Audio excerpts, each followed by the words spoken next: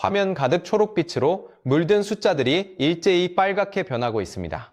뉴욕 월스트리트의 증권거래소에서 수천 명의 투자자들이 두 손으로 멀리를 감싸주고 비명에 가까운 탄식을 쏟아내는 광경이 2026년 봄의 첫 장면입니다. 불과 2해 전만 해도 인공지능이라는 네 글자는 인류의 희망이자 무한한 부의 약속이었습니다. 엔비디아의 시가총액은 4조 5천억 달러를 돌파했고 전 세계의 돈이라는 돈은 모두 인공지능이라는 이름 아래로 몰려들었습니다. 그런데 지금 그 약속이 산산조각 나고 있습니다. 미국 연방준비제도가 2026년 압박검증에서 인공지능 거품이 터질 경우 주가가 54%까지 폭락할 수 있다는 충격적인 경고를 내놓았습니다. 54%라는 숫자가 어떤 의미인지 잠시 생각해 보십시오. 여러분이 평생 모은 1억 원이 하룻밤 사이에 4,600만 원으로 쪼그라드는 것과 같습니다.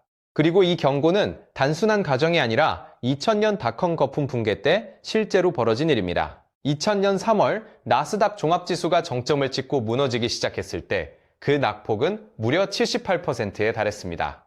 시스코의 주가는 90% 폭락했고 회복하는 데 15년이라는 세월이 필요했습니다. 그때도 사람들은 인터넷은 절대 망하지 않는다고 외쳤습니다.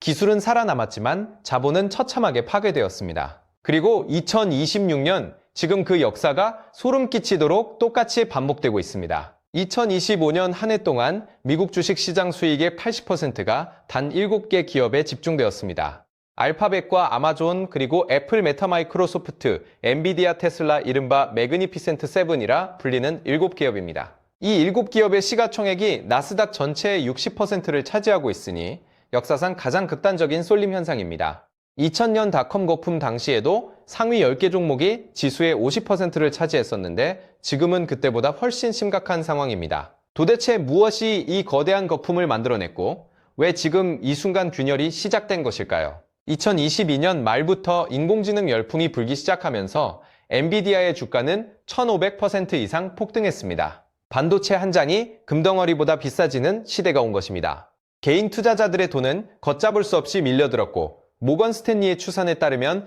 2025년 한 해에만 미국 개인 투자자들이 7천억 달러를 주식에 쏟아부었습니다.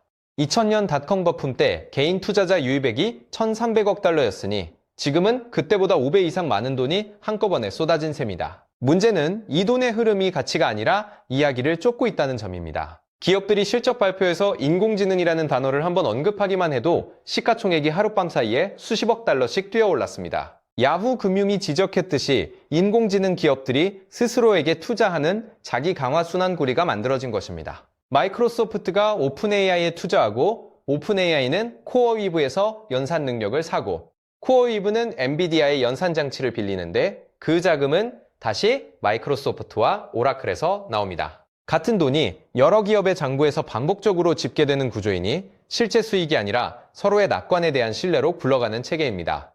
모건 스탠리의 한 자산 운용사는 이렇게 말했습니다. 쫓아가지 않으면 뒤처지고 쫓아가면 너무 비싸게 사게 되니 광기 속에서 이기는 방법은 없다고 했습니다. 이것이 바로 거품의 마지막 단계에서 나타나는 전형적인 증상입니다. 가격이 생산성을 반영하는 것이 아니라 다른 사람의 낙관에 대한 믿음을 반영할 때 그것이 바로 거품입니다. 그렇다면 이 거품에 균열을 낸 결정적 사건은 무엇이었을까요? 2025년 1월 중국의 딥시크라는 인공지능 기업이 미국의 수출 규제를 뚫고 튀어난 성능의 개방형 인공지능 모델을 공개하면서 첫 번째 충격파가 시장을 강타했습니다. 수천억 달러를 쏟아부어야만 만들 수 있다고 믿었던 초거대 인공지능을 중국의 한 신생기업이 훨씬 적은 비용으로 구현해버린 것입니다. 그 순간 투자자들의 머릿속에 섬뜩한 질문이 떠올랐습니다.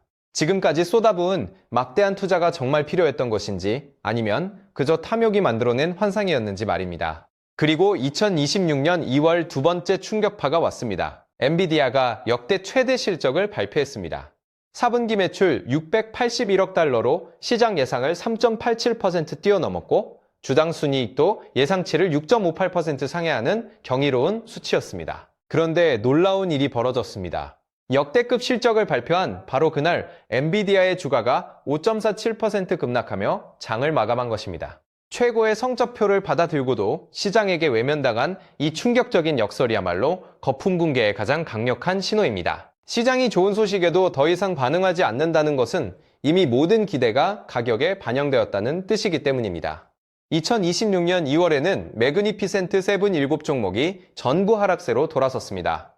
2025년에는 7종목 모두 상승하며 6종목이 두 자릿수 상승률을 기록했지만 2026년에 들어서자 일제히 무너지기 시작했습니다. S&P 500 지수가 2026년 3월 초 6,800선까지 밀렸고 나스닥 역시 끝없는 하락 행진을 이어가고 있습니다. 그리고 이 하락의 불길에 기름을 부은 것이 시트리니 리서치의 보고서였습니다. 2026년 2월 시트리니 리서치가 발표한 가상 시나리오는 월스트리트를 공포에 빠뜨렸습니다. 보고서의 핵심 질문은 이것이었습니다. 우리의 인공지능 낙관론이 계속 맞아떨어진다면 그것이 오히려 시장에 재앙이 되는 것은 아닐까 하는 물음이었습니다. 인공지능이 실패해서 위험한 것이 아니라 인공지능이 너무 잘 작동해서 위험하다는 완전히 새로운 관점이었습니다. 시트리니의 시나리오에 따르면 인공지능이 발전할수록 사무직 일자리가 대규모로 사라지게 됩니다. 실업률이 10%를 넘어서고 소비가 급감하면서 2028년에는 S&P 500이 정점 대비 38% 폭락하는 결말을 그리고 있습니다. 이 보고서가 공개된 날 다우존스는 800포인트 이상 급락했고 나스닥은 1% 넘게 빠졌으며 특히 전산 관련 종목들이 가장 큰 타격을 받았습니다.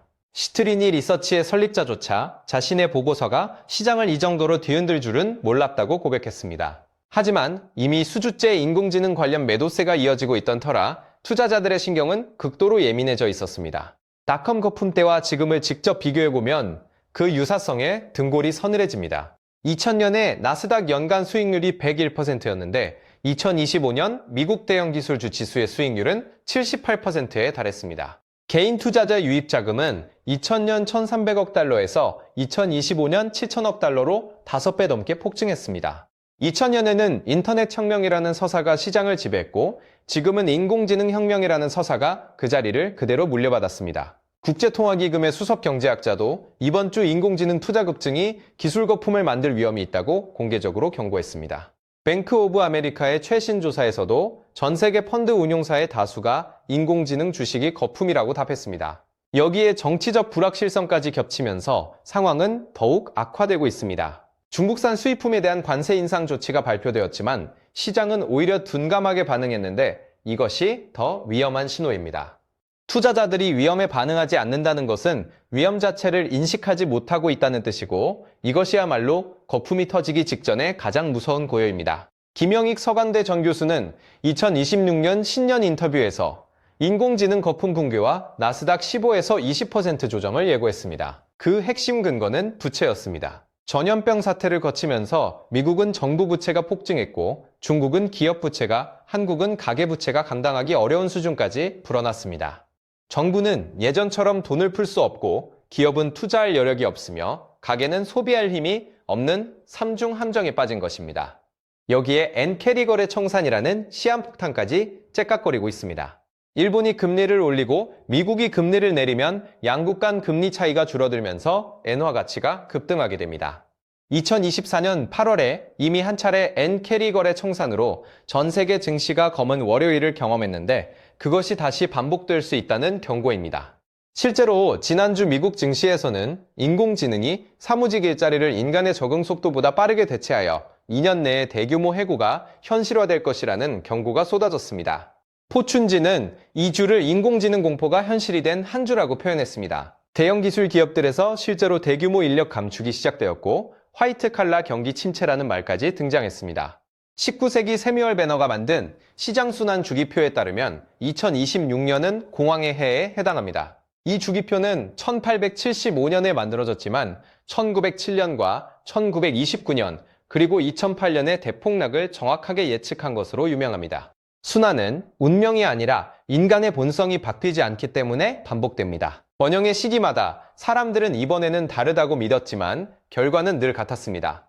유럽중앙은행과 각국 금융감독기구들도 인공지능 거품에 대한 경고 보고서를 잇따라 발표하고 있습니다. 영국의 이코노미스트지는 인공지능 거품 붕괴에 대응할 위험 회피 수단이 없다며 투자자들이 무방비 상태라고 지적했습니다. 연방준비제도조차 물가 정보 없이 정책을 결정하는 상황이 벌어지고 있습니다. 미국 정부 업무 중단으로 30개 이상의 주요 경제지표 발표가 멈춰버렸기 때문입니다. 시장은 자료에 기반한다고 주장하면서도 정작 자료가 사라진 상태에서 상승하고 있으니 이것은 분석이 아니라 믿음입니다. 2000년 닷컴 붕괴 직전에도 회계불투명과 창의적 낙관주의가 시장의 취약성을 감추고 있었는데 지금과 너무나 닮았습니다. 모건 스탠리의 수석 전략가도 이번 주 무역 갈등이 심화되면 S&P 500이 11%까지 하락할 수 있다고 경고했습니다. 낙관론으로 유명한 투자은행에서 하방 위험을 공개적으로 인정했다는 것 자체가 이례적인 사건입니다. 연방준비제도의 2026년 압박검증 시나리오가 예측한 54% 폭락이 현실이 된다면 그것은 2008년 금융위기를 넘어서는 역사적 재앙이 될 수 있습니다. 하지만 모든 전문가가 비관적인 것은 아닙니다. 뱅크 오브 아메리카는 인공지능 투자 주기가 붕괴하기보다 오히려 확대될 것으로 전망했고 나스닥 100기업들의 주당 순이익 성장률이 2026년에 22%에 이를 것이라는 예측도 있습니다. 핵심은 대규모 폭락이 가장 가능성이 높은 시나리오는 아니라 해도 조정은 충분히 일어날 수 있다는 점이며 그 방아쇠는 초대형 기업들의 투자 지출이 정체되는 순간이 될 것이라는 분석입니다. 2000년 닷컴 거품은 인터넷이 실패해서 터진 것이 아니었습니다. 주가가 인터넷이 중력마저 대체할 것이라는 환상을 반영한 수준까지 치솟았기 때문에 터진 것입니다. 가장 위험한 시장은 요동치는 시장이 아니라 조용한 시장이며 지금 이 순간 시장은 그 어느 때보다 조용합니다. 2000년에 나스닥이 정점에서 바닥까지 78% 폭락했을 때 대부분의 투자자들은 음악이 멈추기 전에 빠져나갈 수 있다고 믿었지만 거의 모두가 실패했습니다. 지금 우리는 그때와 같은 벼랑 끝에 서 있되 책에는 더 거대하고 더 많은 빚이 쌓여 있으며 더 많은 것이 보이지 않는 상태입니다. 역사는 우연히 반복되는 것이 아니라 시장이 듣기를 멈출 때 반복되며 바로 지금이 그 순간일 수 있습니다. 여러분의 자산과 여러분의 미래를 지키는 첫걸음은 지금 이 현실을 똑바로 직시하는 것에서 시작됩니다. 그 답은 앞으로 우리 모두가 함께 써 내려가야 할 미래에 담겨 있습니다.